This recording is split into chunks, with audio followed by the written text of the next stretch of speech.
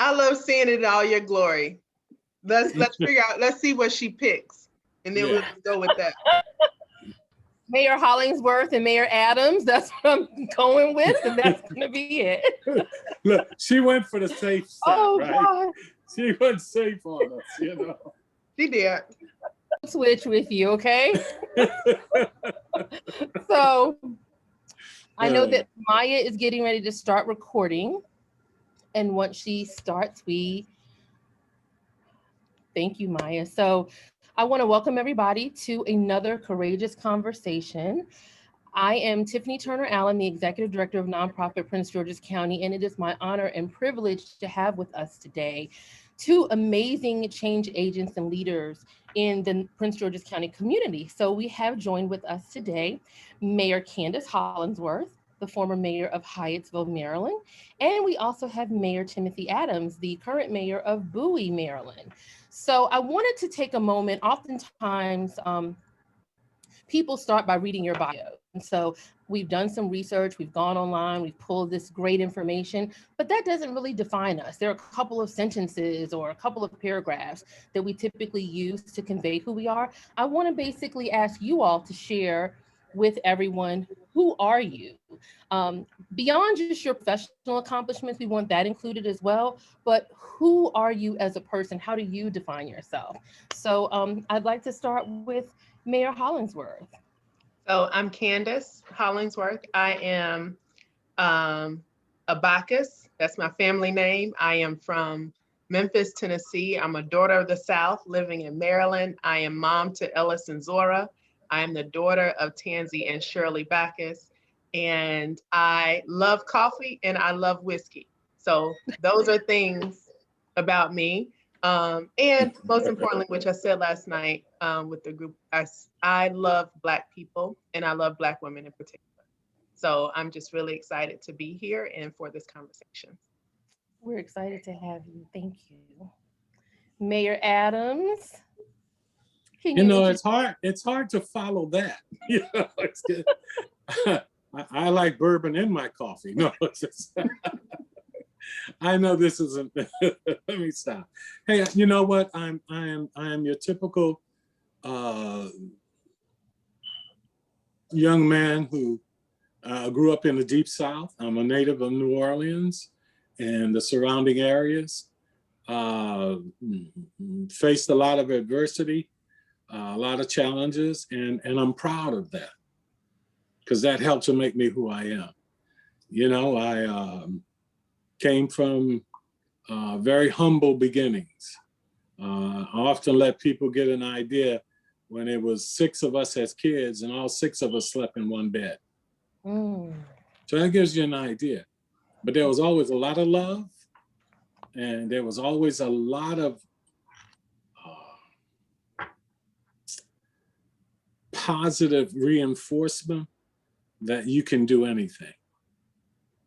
And I think that's what has really helped me to be who I am now. Understanding that you will face challenges, you will face adversity, and that it's okay. You know, you have to develop that resiliency. And I think that's the one thing that we as Black men and women have learned to do throughout the ages, so to speak, is develop that resiliency. And I think you see that coming through these days as we are trying to get through even more challenges.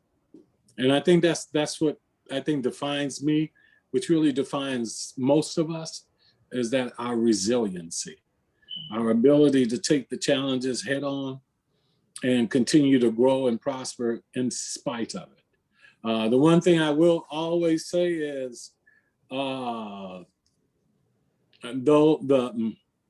my skin tone may reflect that of some from European ancestry, I am unapologetically Black. Well, and I think all of us need to make sure that we are willing to and stand up and be proud to say that. So that's me. That's who I am. Well, thank you for sharing that. It kind of leads into the next thing I wanted to talk about was we're in the space of naming, right? So nomenclature is really big, like that by which we're called.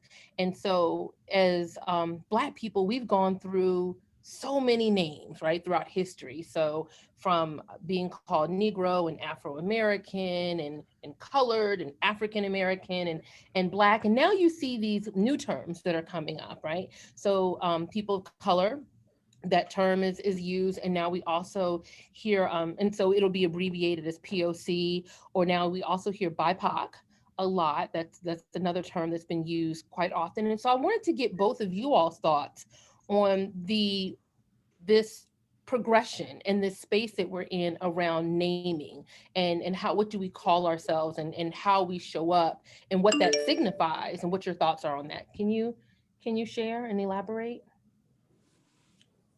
I will let the mayor go first if she'd like, or I can jump right in. I'm trying to be a good gentleman, so Go ahead. yeah. I'm old school, and that's okay. I still see myself as Black. When I talk, a lot of times I talk about Black. A lot of times we talk about our Black and brown brothers. And so I'm comfortable with that. I think what we are called is not as important as to what the reference means.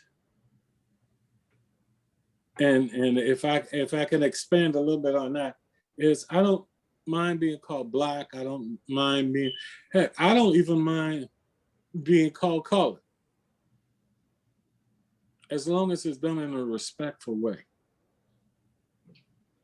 I think we all have to feel comfortable with what we want to be called. And I don't think we should have anybody define us. So I'm comfortable with being Black. If someone else has something that they're comfortable with, I think that's okay. And we may get to a point where, as we do in some things, where you start naming off the same people with 5 or 6 different references to who they are. That's okay. But as long as it's meant in a positive and respectful way, I think that's the real key. Now, from my perspective. Go ahead. Yeah. For me, so it reminds me of how now we have so many folks, which I think is a good thing, that people identify how they want to be identified, whether it's she, her, they, him, his.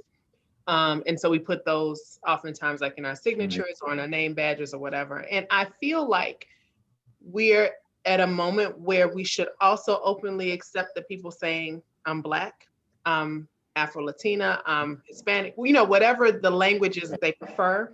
Because unfortunately, while I understand the intention behind POC, or people of color, or Black Indigenous people of color, unless you're talking about the wide group of people of color and the wide group of Black, Indigenous, and people of color, if you're talking to me, I'm a Black woman, and I want you to know that I'm a Black woman, not POC. So don't say she was the first woman of color to be mayor. No, I'm the first Black woman in Hyattsville to be mayor.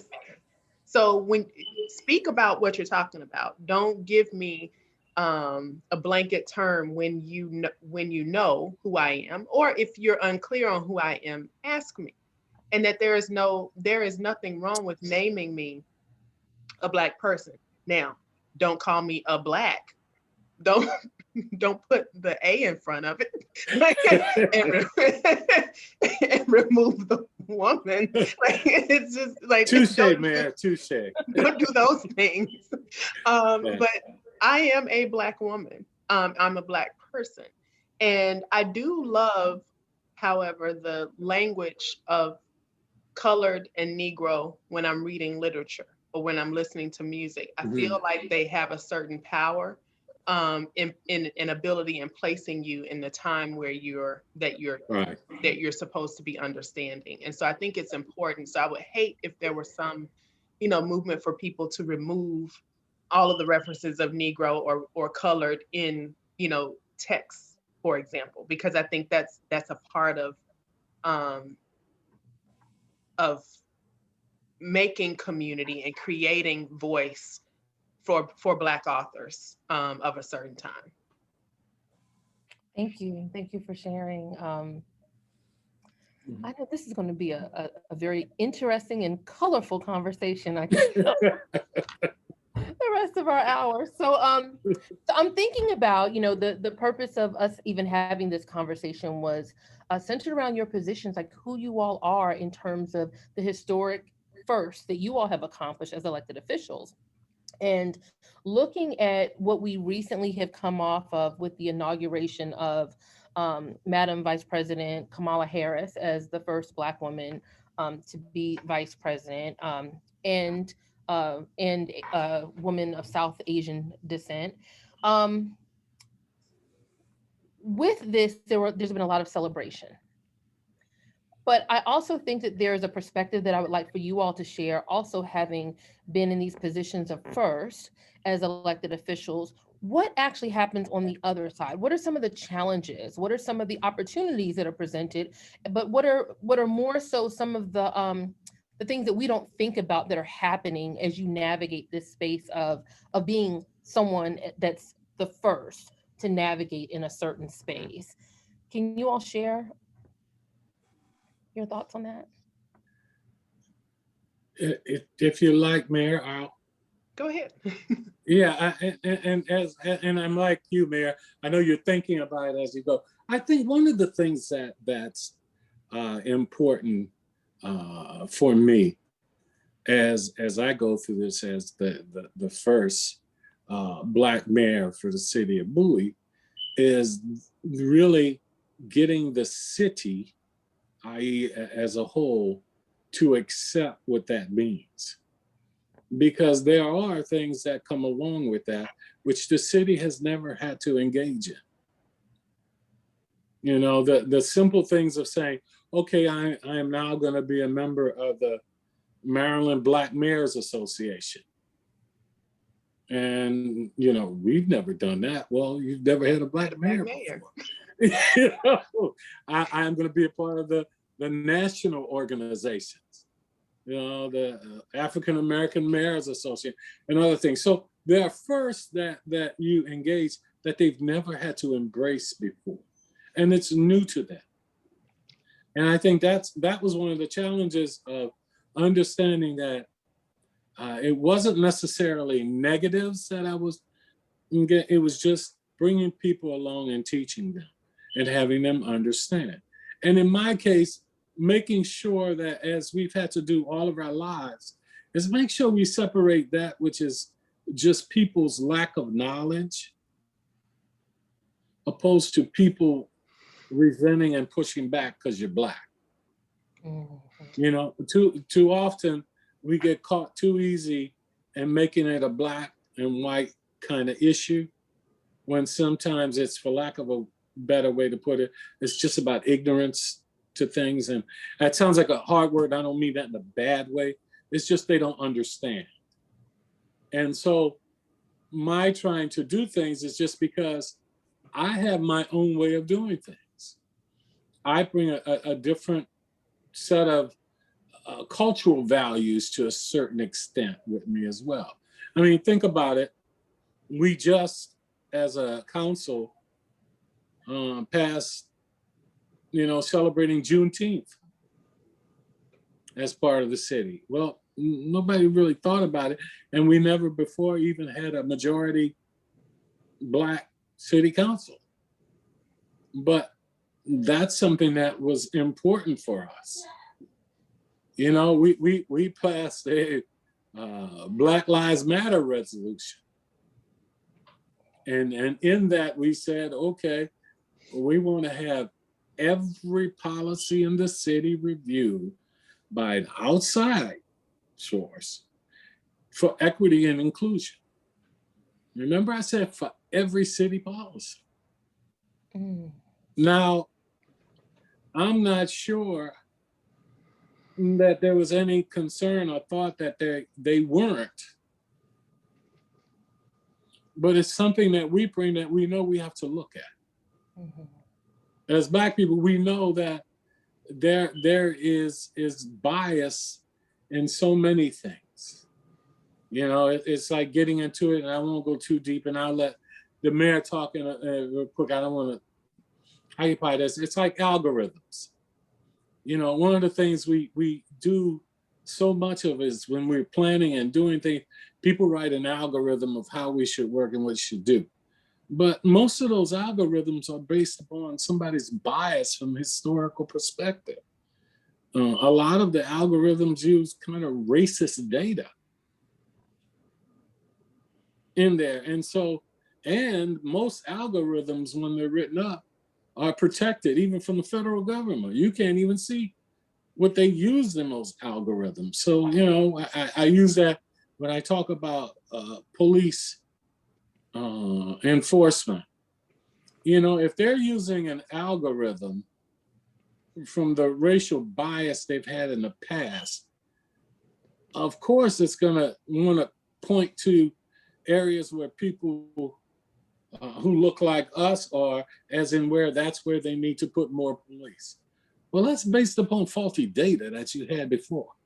It's the same thing when we're talking about redlining and all, about who should get what rates and when it comes to credit scores and all of that. A lot of it is based on faulty data. So those algorithms themselves are faulty, which then leads to redlining and other issues that we still encounter today. And we can't even strip away to see what those algorithms say. So I guess going back to the premise, there are a lot of things that we bring as Black people that are challenges because of our life experiences that the city, for example, in Bowie, and probably the same with you, Mayor, is that they've never even really contemplated or thought about. And so, yeah, there are those challenges. And people, you know, some people still have those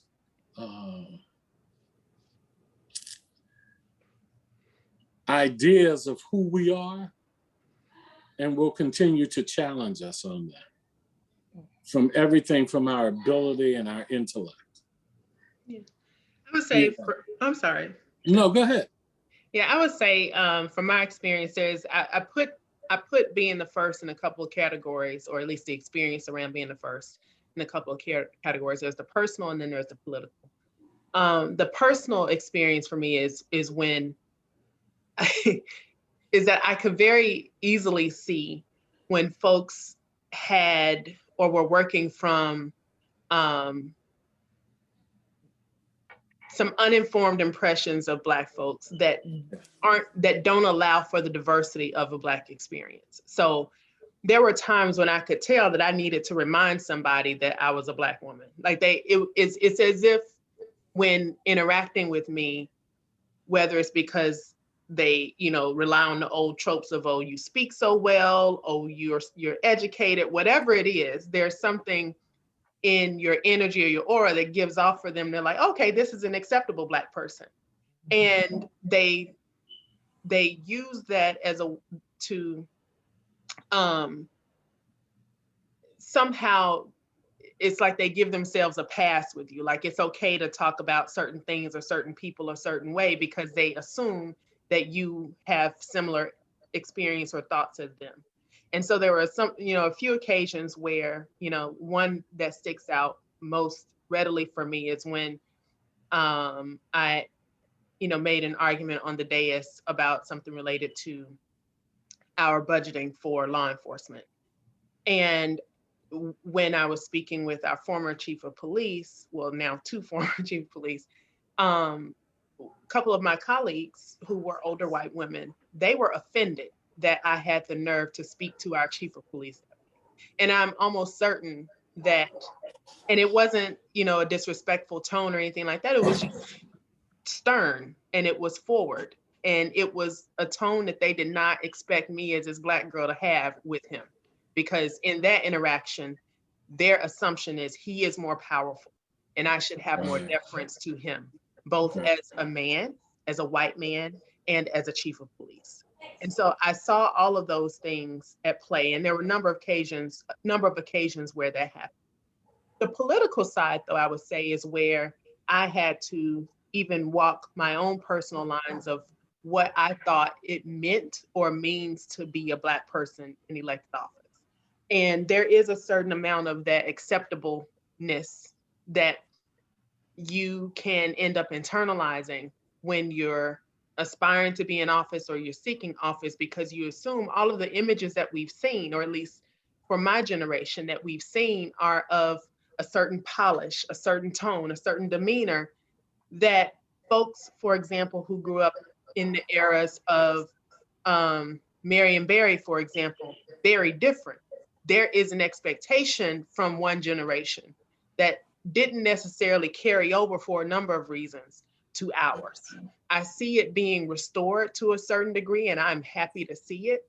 But that means that those of us who kind of started our political careers at a time when it wasn't, when that polish and certain demeanor were still expected to be the standard, we made certain compromises, not compromises on the backs of Black folks, but compromises that didn't move needles far enough, quickly enough, because we're trying to navigate these spaces to where we're trying to build broader bases of support and broader coalitions, because the national psyche had not yet gotten to a point where people understood this is an urgent issue and an urgent thing.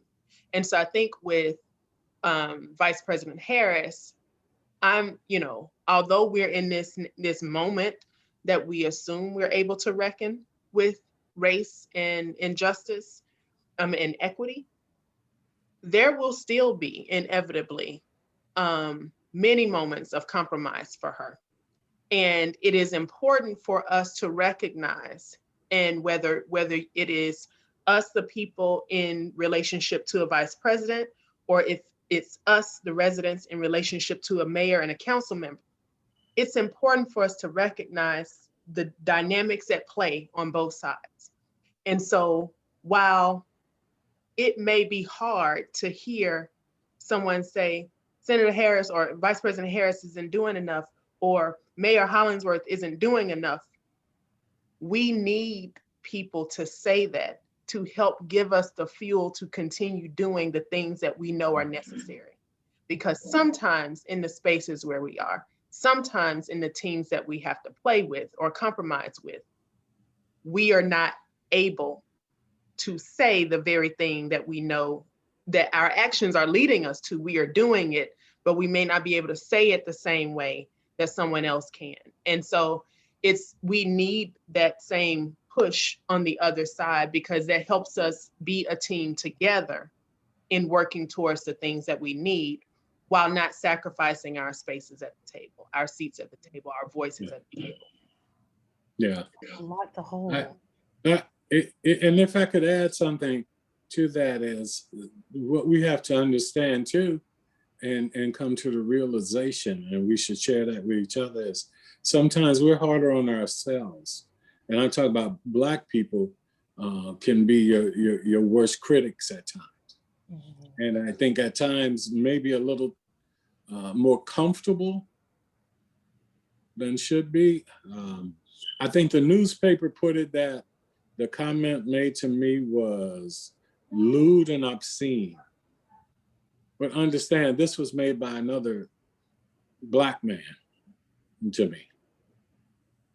And so that caught me a little off guard, that there seems to be this lack of respect amongst other Blacks from the political spectrum and elsewhere. And I think that's something we still need to work on, is that we still lack that self-respect for each other that we've got to continue to work at. Thank you. Sorry, my dog is being irritable. It's okay. Thank you for sharing that perspective, because I think that one of the other things, this is a lot to hold and a lot to bring to bear, and I appreciate you all being so candid and forthcoming with this. And I think that there's this space around leadership and what leadership has looked like and what leadership looks like when it is, you know, Black bodied leadership and what the expectation is.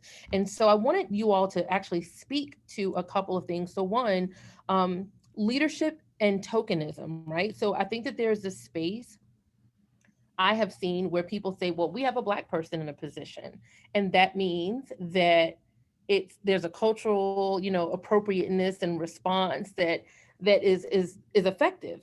But also keeping it, for me, I say, if the systems cannot be undone and revamped, then it's really just tokenism, right? Putting a person in a position and then saying, hey, you have the position. What do you do with that? And then I also wanted so I wanted you all to kind of elaborate on your thoughts around that concept of leadership and tokenism and what that kind of, how that shows up. But then also another piece that you mentioned a little earlier, I wanted to make add, you spoke to the fact that you were talking about skin tone, right?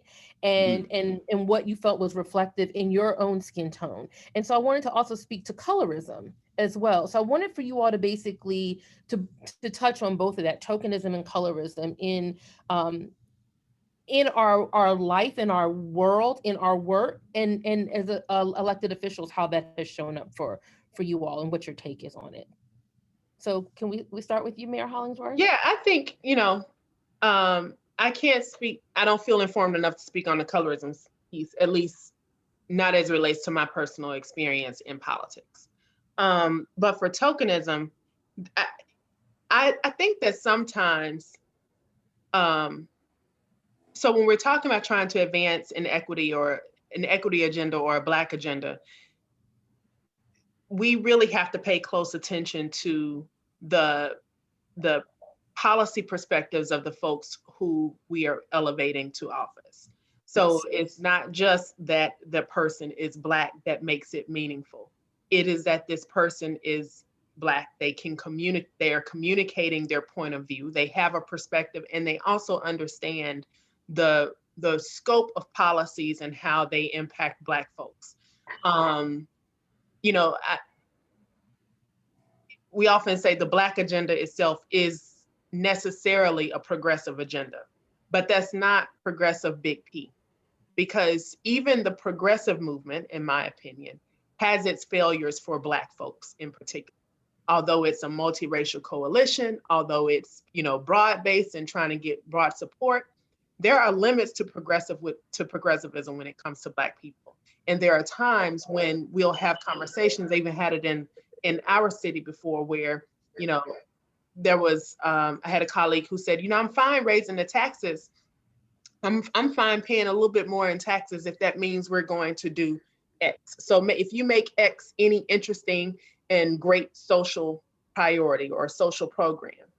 My response to that was, and which some people try to say, oh, that means you don't support, this thing. No, that's not true. What I'm saying is, when you raise taxes, you make it more expensive for people to live here.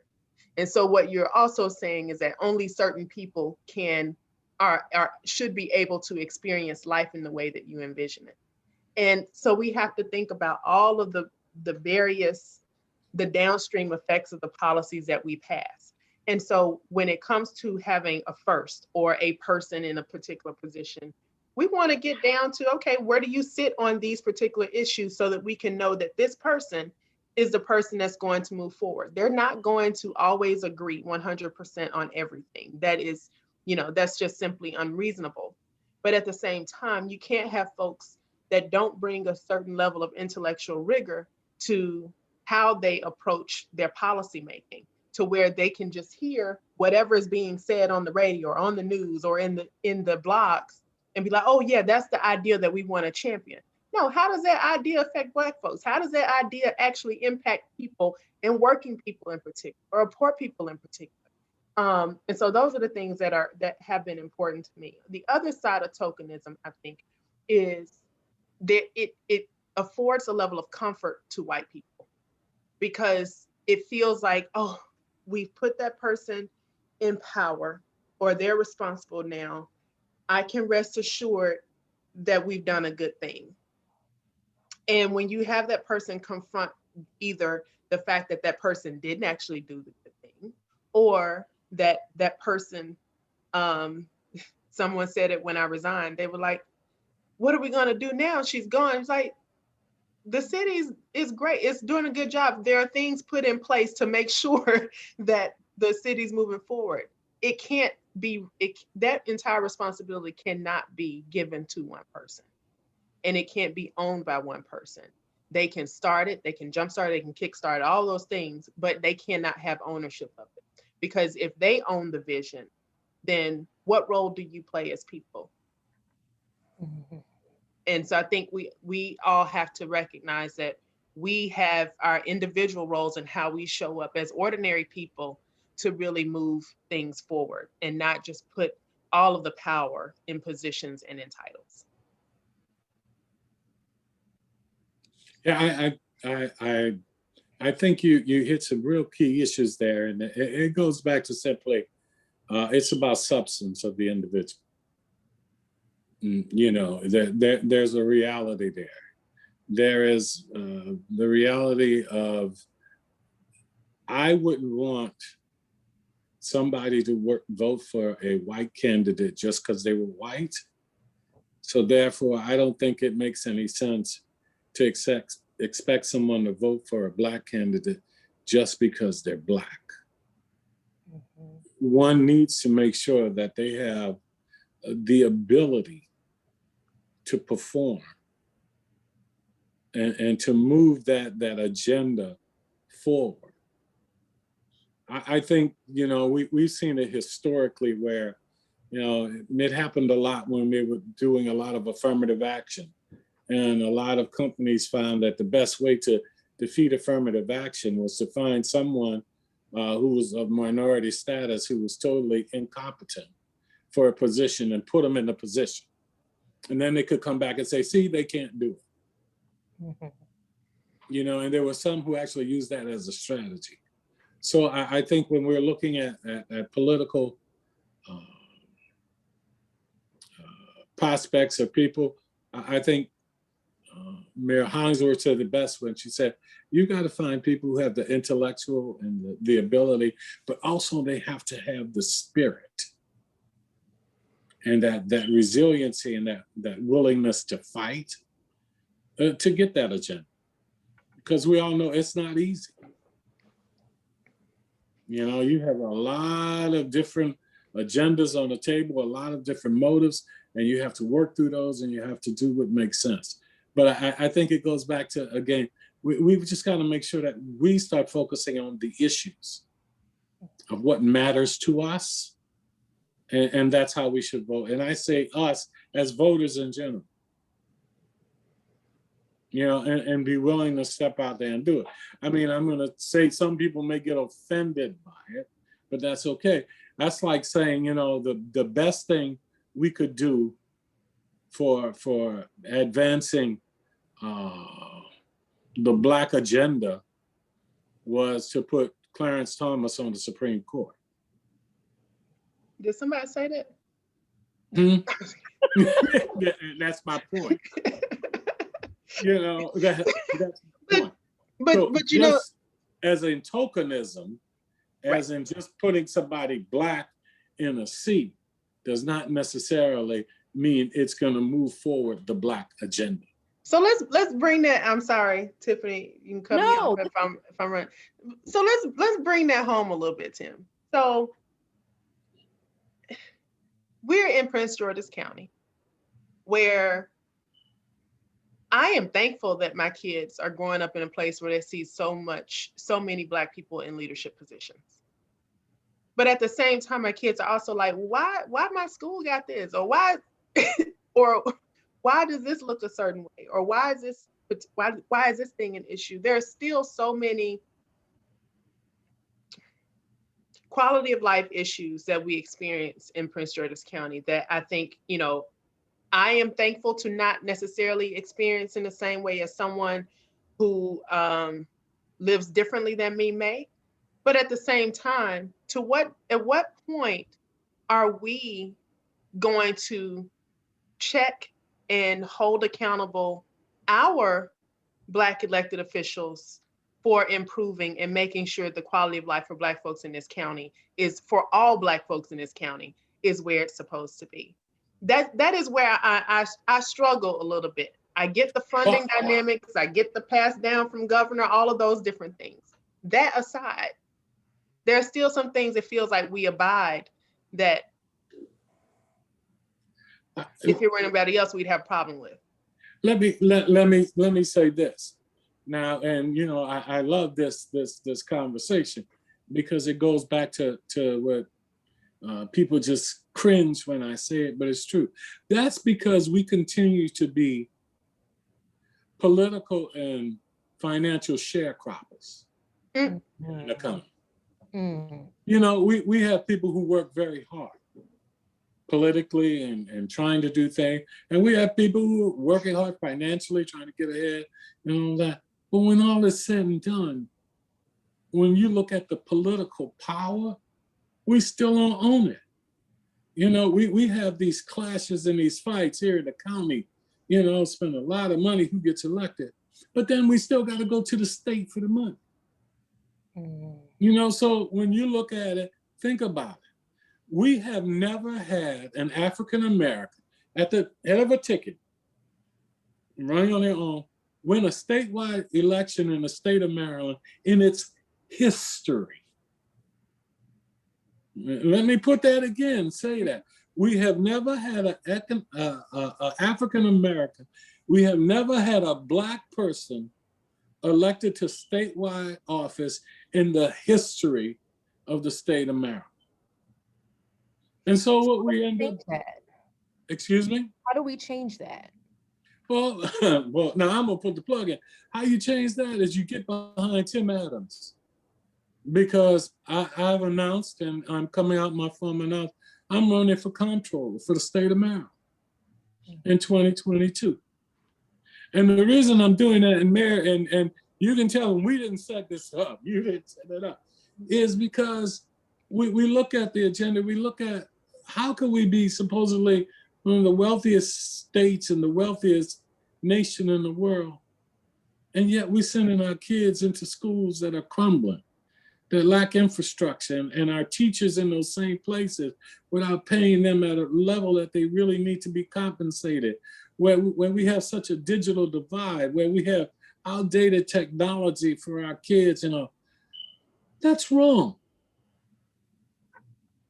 You know, though they've changed it, we need to get it back. But a big part of finding that economic, and you know, we talk about inclusion and equity. Well, you got to go to where the money is for that. Let's be candid. You know, and you got to go where the decision is. I'm running for comptroller because the Board of Public Works is comprised of the governor, the comptroller, and the treasurer. And they decide who gets those contracts. And we need somebody in there who's talking about equity and inclusion and making sure that we level the playing field, and that we make sure that even on those subcontracts that are given out, that they're owned up to.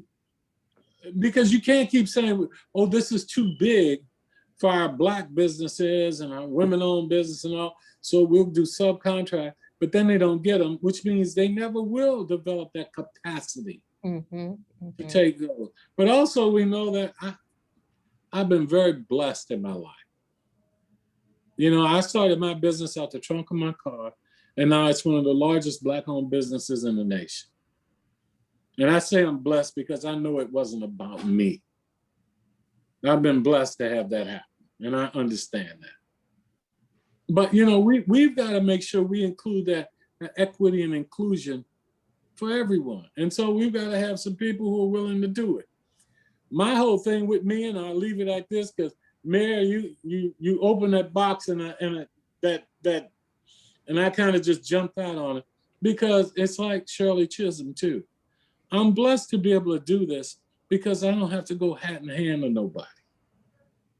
I don't have to compromise who I am because I need to get some money for somebody to run. I don't have to compromise who I am because I'm running as me. I'm running outside of the political machine. I'm not part of that political machine. I'm me. You know, and I use Shirley Chisholm's words because I think they're so strong. I'm unbought and I'm unbossed. Mm-hmm. Mm-hmm. And I think it's that time for us. I think it's about standing up and letting our kids see that we're willing to fight for them. You know, and about seeing that we can run for statewide office. We can gain some of that true political power that really makes a change, that really matters. And that we can stop just being these political and economic sharecroppers. That's a great point. I have a question that has come in, and before I ask it, I wanted to go to Mayor Hollingsworth, because with Mayor Adams talking about this new space that he is moving into, right? Running for state comptroller, wanted to talk a little bit about the bold move that you've made, Mayor Hollingsworth, in being the co-founder of this new political party. Can you share a little bit about the decision that you made and what led up to that, and share what the Black Party is about? Sure. I have the privilege of serving as national co-chair for our Black Party. We are governed by a steering committee right now of 5, which includes my co-chair, Wes Bellamy, who's a former vice mayor in Charlottesville, Virginia, along with Commonwealth Attorney Stephanie Morales out of Portsmouth, Virginia, former city councilwoman in Binghamton, New York, Leah Webb, and the founder of Forbes the Culture, Rashad Lambert. We came together to start this organization because we all found ourselves in different, aspects of the political system, and I think Black life in itself is generally political. So wherever you are, you're in the political system. And we came together because after the murder of George Floyd, recognizing that as elected officials, we were like, what is it that we need to do? And I feel very strongly that elected officials' job is to make sure that we translate the demands of community into action, whether it's policy or programs or changing culture. All 3 of those things kind of go together. And, quite frankly, I see that it doesn't happen. And I'm not saying that to fault the elected officials in office. What I'm saying is that we don't have the same apparatus behind us that many other groups have. And it's okay to say that Black is an interest, and we should be able to vote in our interests. And what we wanted to do with our Black Party is to create an organization that, one, helps power the Black agenda. And the Black agenda that we've adopted is the one that was put together by Black to the Future Action Fund, where they did a Black census in 2018, the first of its kind since Reconstruction, to see what the needs of the communities were based on those survey responses. So policies that support the Black agenda at every level of government, with the focus on local and state. And then, so that gives the elected officials in office a mandate. But aside from having the mandate, it's also about having money and power and resources, people power and resources. We don't want elected officials that we support getting into office and feeling like they can't say, or they can't do, or they have to walk around the edges because they're afraid that person that used to donate is going to pull out. No, we want our Black Party to be the organization saying, we got you. Go ahead and do it. We got you. Whether that is with the financial resources or making sure that you have the people power to get to the folks that want what you are looking for. My husband would say to me, I remember when I first got into office and I was navigating this space of, do I do this? Do I not do this? Because also I have to be candid. I was young when I was in office, getting to know myself generally, on top of trying to figure out, how to fill these shoes as a leader, and add womanhood on top of that. That's an entirely different layer. And I would say, well, what if I do this? And he would say, Candance, for every person that might not like what you did, there's another person over there that does.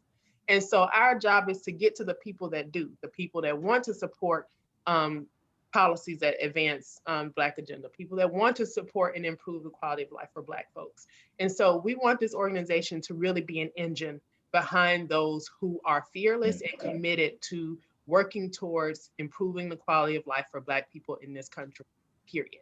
And to get to a point where our communities reflect the things that we need, so that when it comes to time for a presidential election, that's the cherry on the top. That our communities are first living and being what we want and what we desire. And then we get to leadership at the greatest level that is reflecting a person that adopts or at least believes in what we believe in too. Yes. Okay. Thank you. Well, someone asked the question, what is the Black agenda? Before you provided that answer, what my follow-up question would be is, after this is over, would you mind sending me that agenda so that I could send out to all of the people who have participated watching this webinar today? Sure. Like I said, we have adopted the agenda that was put together by Black to the Future Action Fund. They have since repackaged that in I believe it's called Build Back Blacker. I believe that's what they've named it, but it's essentially the same Black Agenda 2020. And there's also the Breathe Act, which is another important piece of legislation that Movement for Black Lives is trying to advance through Congress at this point. And you're seeing a lot of other strong policies and resolutions coming out. Congresswoman Presley actually just announced, I believe about a week ago, a resolution to secure jobs for every American that wants one. So the job guarantee program, that is kind of the vision of Dr. King and Bayard Rustin and Coretta Scott King in the call from the March on Washington for Jobs and Freedom. So sharing just a little bit about, we're nonprofit Prince George's County, who we are. And so we actually bring to bear, we're a coalition for all the nonprofits in the county. And we also have some members that are outside of the county. But when we look at Prince George's County, there are a little over 3,500 registered nonprofits in the county, but between 600 to 700 that actively have staff with enough funding to have staff that do human service work throughout the county. So for us, I guess my question that asking is, oftentimes people do work in these silos. So you have the political space, you have typically the business space, you have the nonprofit sector. And so we want to be able to bridge that gap. What advice do you have to the nonprofit sector, nonprofit leaders and other people who work in that space that are on this call today? How can they engage in a way that's meaningful and with elected officials in Prince George's County? Like, what are the suggestions that you all have? Because oftentimes I know there is this conversation around working with our county council and working with our county executive, but I don't think that people typically have known the layout of the that we have a significant number of mayors also in the county. I'm sorry. Go ahead. No. I think one of the unfortunate things, and I don't know if this data has changed much since the last time I looked at it, but I believe it was like 90% or more of nonprofits in Prince George's County have budgets less than $50,000, if I recall. Yeah. And so the operational context is that many of the organizations are simply just at the point of trying to get enough money in. So, when we talk about Maslow's hierarchy of needs, right? And the peak of that pyramid is self-actualization. The nonprofit organizations are not yet at the point where they can even begin to realizing the future and the vision that they have for their organizations and the communities that they operate in, because they simply don't have enough money to function. And I think that is also part of the philanthropic sector overall, especially in the Washington, D.C. region. I think the D.C. region often looks at giving to Prince George's County as, we did good, we gave something over there. Instead of actually saying, are we really committed to actually improving the state of play for people in this county? I'm going to say broadly, people in Prince George's County in social services sector. And there are, where you have many of the foundations in this region are invitation only, and they don't have people that have their feet in the communities to know what organizations are doing good work, or even have who are capable of doing good work if they were resourced appropriately. So you have this continuous cycle of the same people getting funded over and over again. And I can't remember what it was called, but I think it was in Outliers, Malcolm Gladwell talked about, is that you give, one person gets something, they're going to continue to get, and they're going to continue to be the privileged few in the area. Then you have, on top of that, we have situations where elected officials, or especially in small municipalities, don't really have the budgets, unfortunately, to do discretionary grant making. And then on top of that, you have a dynamic where there are 27 municipalities in Prince George's County, where many of them are Black led. And you have this legacy in the county of people believing that Black folks can't be trusted with the money. And so when you have Black folks that are coming forward to say, we want to fund this organization because they're doing good work, it is second guessed, it is questioned, it is, the cronyism that we've experienced our entire lives that happens all around us suddenly becomes problematic. And when it's done with the intention of really doing good work. And so I think that we should, elected officials or the political, environment in general, should stand and help create those real meaningful collaborations with area funders, in part to start trying to remove some of those barriers, the bureaucratic barriers in application. I think the Public Welfare Foundation, I think, is one of them that has really started to do a good job in trying to create more equity in the application process, to kind of remove a lot of the onerous reporting, to try to remove the need to have an invitation to apply, so that all those that need it can at least get access to what's there. We can be partners in that regard. And then we can also be partners and think about the nonprofit sector as as service providers. And so not just looking to, consultants, and not just looking to contractors to be able to deliver on some of our big priorities, but also say, how can we turn this into a fee-for-service partnership with the nonprofit sector, so that, hey, this youth program that I want to run, this organization would actually be the good one to do it. And don't look at it as a way to save money, but as a way of actually building the ecosystem of giving and social service organizations in our communities. Mayor Adams.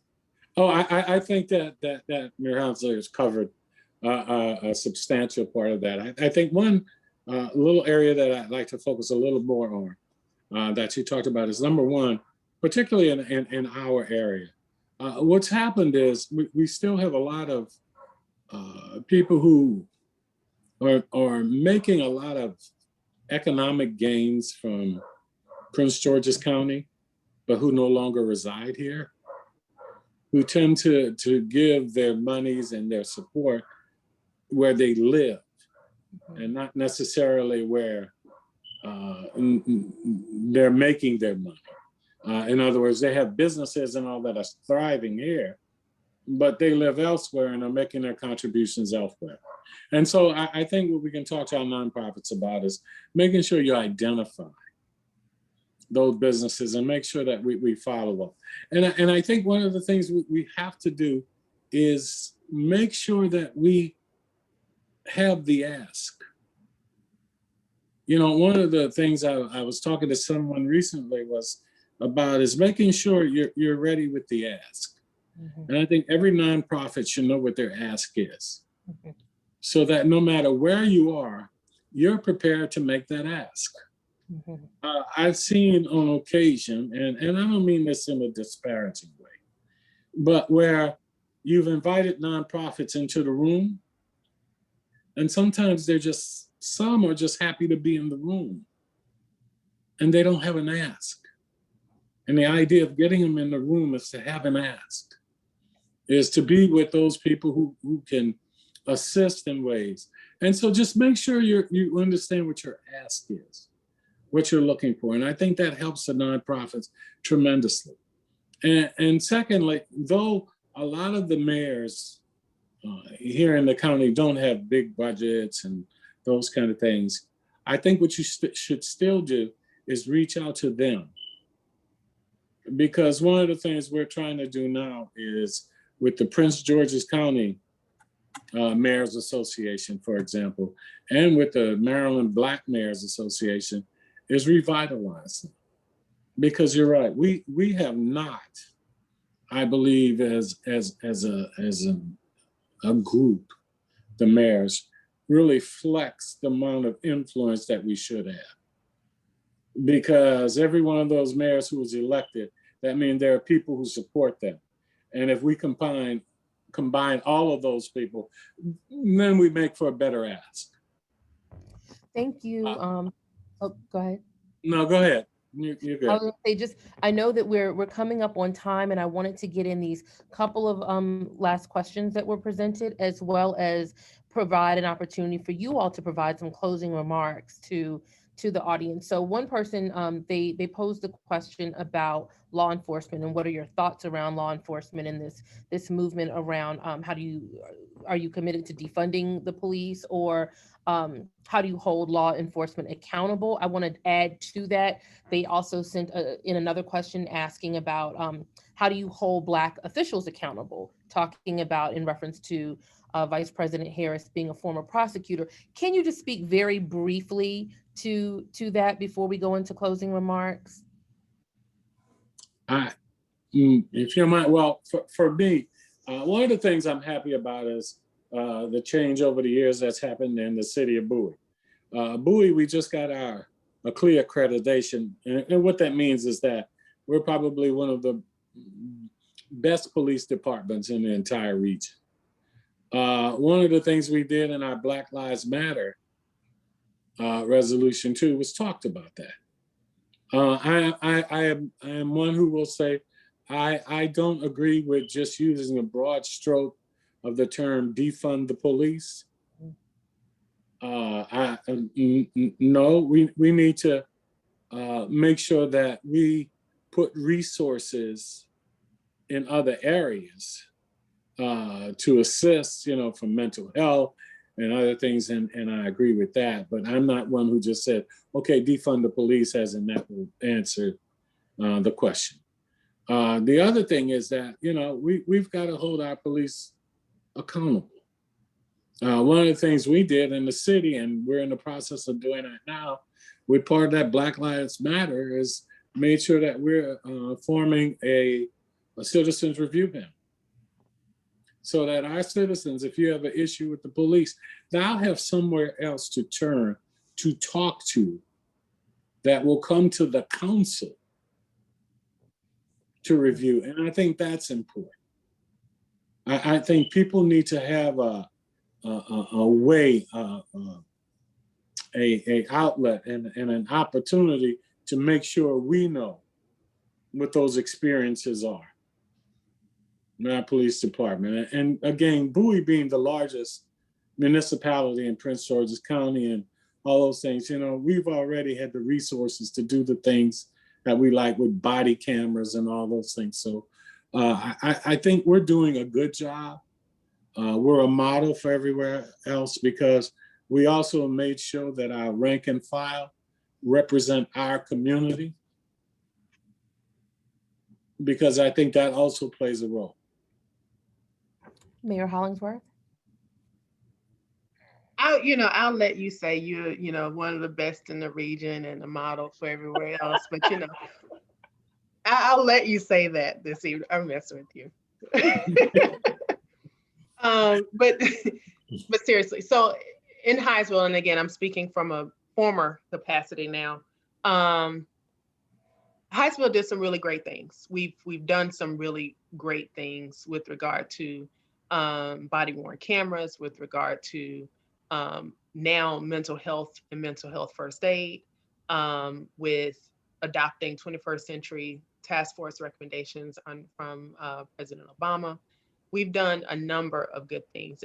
Those good things still don't necessarily shield a community from having to grapple with the role of law enforcement and what it should do, the role it should play, and what it should look like. I do believe we need to reimagine public safety.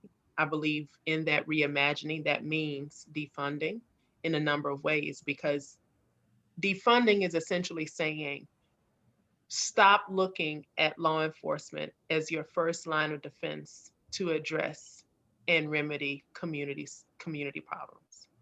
And so that means looking at your community services, looking at social services, the social safety net writ large, to make sure that it is funded and supported in the way that it should. And in an operational environment where budgets actually matter at the local level, that means making some tough decisions, and that may mean choosing to fund those over funding something else. And I think that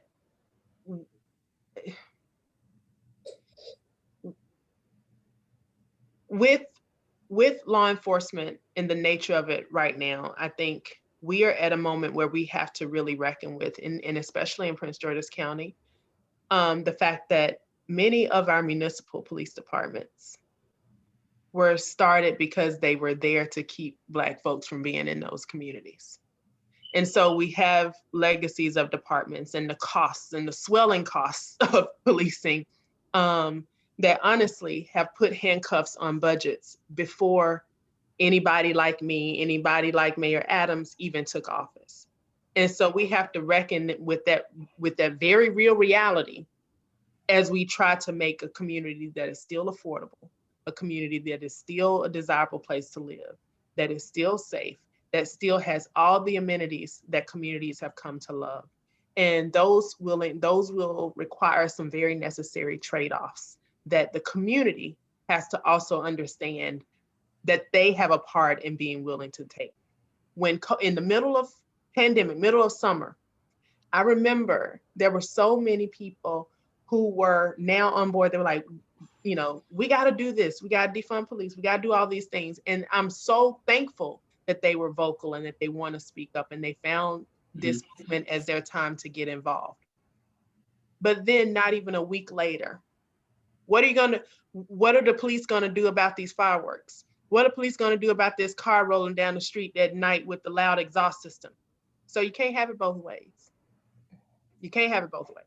And so you got to look at the personal privileges that you've taken and what that actually means when we start to implement policies or practices that actually are in defense of Black life.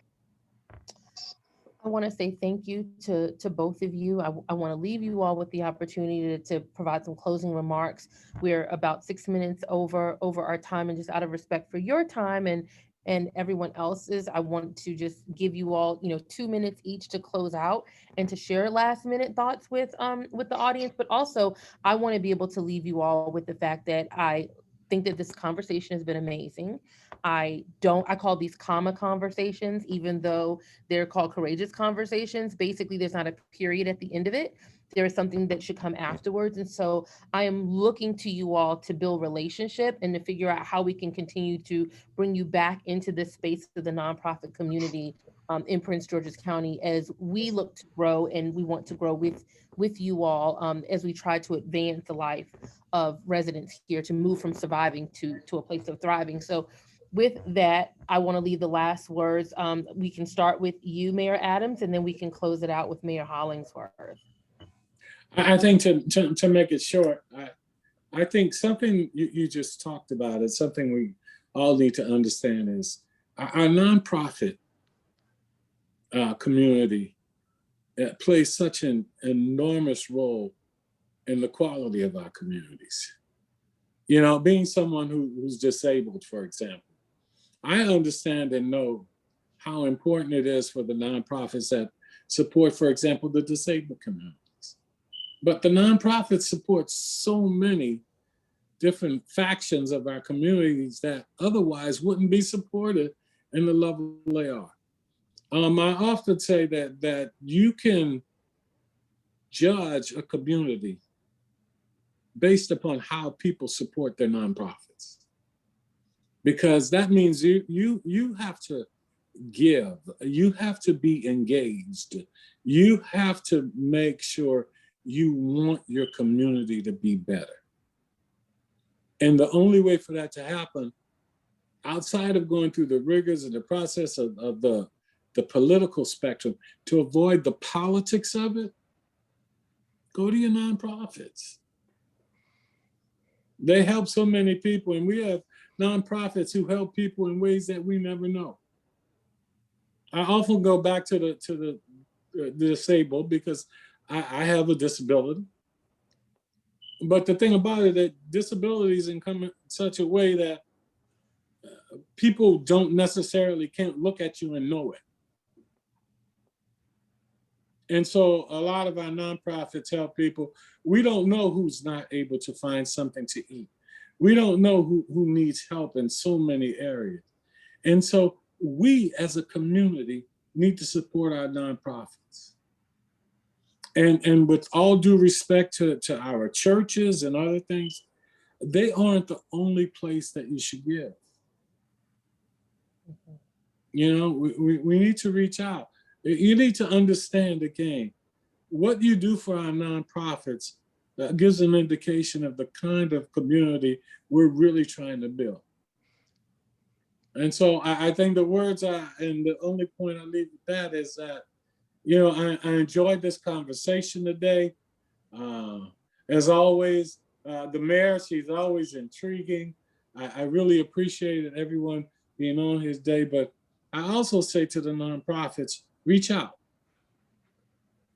Make sure every one of those mayors that you send them something, letting them know you're there and who you are.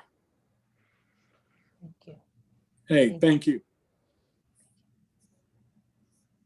I think I would say, one, enjoyed the conversation. Thank you for hosting. Thank you for the invitation to participate. It's always wonderful. This is my second time sharing space with Mayor Adams, and this one was just as enjoyable as the first. So I guess my parting words would be for nonprofit sector, especially those leaders who really want to show up in this moment, would be to, if you have counsel, or if there's counsel on the line that can help organizations really maximize their political engagement. What I mean by that is that a lot of times nonprofits view that political engagement is off limits generally. It's not.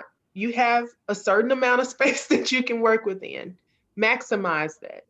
Don't run away from or shy away from the difficult things that exist in the communities, because it's important for that voice of nonprofit sectors that represent community members. Many times those who are living on margins, many times those who are not interacting with government in many ways at all, or if they are interacting with government, it's from a position of what may feel powerless. And so nonprofit sector really plays a pivotal role in communicating those needs and supporting political agendas. And so I would love to see nonprofit sector be more partners even more from a position of strength, because there is, I believe you guys sometimes know the needs of communities better than the politicians may, as much as we like to believe that we do. So I think it's important to get, and I mentioned counsel because they can help give advice on, what percentages you can go, like what will be considered what, just so that you're able to navigate policies, politics, and political arenas in a way that can bring more back to the organizations and the communities that you serve. Well, thank you. Thank you both for your leadership. Thank you for having this conversation with us. And we look forward, and I look forward to continuing this discussion and bringing you back in some other capacities and figuring out how we can use and leverage our coalition building space to advance the needs of the residents of our county. So thank you so much. Have a wonderful, wonderful day. I appreciate you both. Oh, can you let people know how they can get in contact with you, follow you on social media, or on social media, Facebook, Twitter, Instagram, although I rarely tweet, I rarely post, is at Just Like Candance. I'm a Southern girl from Memphis in particular, and I love 8-Ball MJG, so that's that. And you weren't expecting that, Tiffany, were you?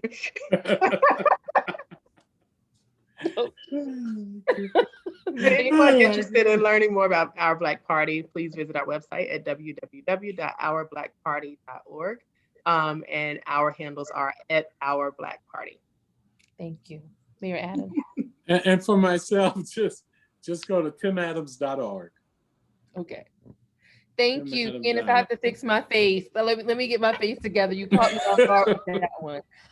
Thank you so much. You all have a wonderful day, and we look forward to you all joining us for the next Courageous Conversations. Take care. Hey, thank you so much. Thank you, Mayor. Thank you. Thank you. Thank you, Mayor. Goodbye.